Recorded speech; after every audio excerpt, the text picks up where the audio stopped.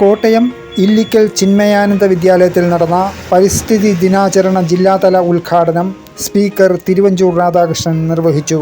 സ്വാഗത നൃത്തശില്പത്തോടെയായിരുന്നു ചടങ്ങിന് തുടക്കമായത്.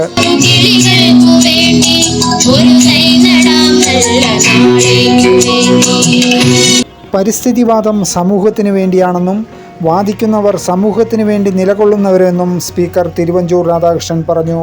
വികസന പ്രവർത്തനങ്ങൾ നടക്കുമ്പോൾ പരിസ്ഥിതി ആഘാത പഠനം നടത്തണമെന്നും സ്പീക്കർ ഓർമ്മിപ്പിച്ചു. കൂടെ ഒരു ഓർമ്മപ്പെടുത്തലും. ഒരു 10 കോടി മരം നമ്മൾ കേരളം മുഴുവൻ അങ്ങ് വെക്കും.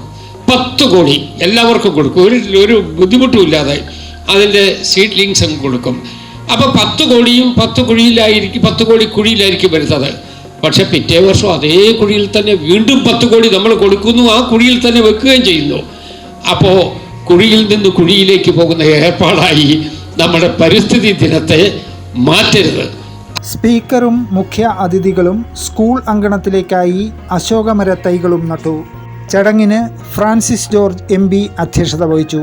ജില്ലാ പഞ്ചായത്ത് പ്രസിഡന്റ് ജോഷി ഫിലിപ്പ്, കോട്ടയം നഗരസഭ chairman MP Santhosh Kumar, school president N Rajagopal, social forestry assistant forest conservator KB Subhash, range forest officer C Lekha തുടങ്ങിയവരും ചടങ്ങിൽ പങ്കെടുത്തു.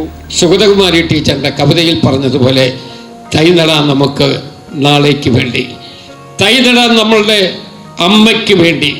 അമ്മ എന്ന് പറയുന്നത് പ്രകൃതിയാണ്. തൈ നടാൻ നമുക്ക് അമ്മയ്ക്ക് വേണ്ടി, തൈ നടാൻ നമുക്ക് നമ്മൾക്ക് വേണ്ടി.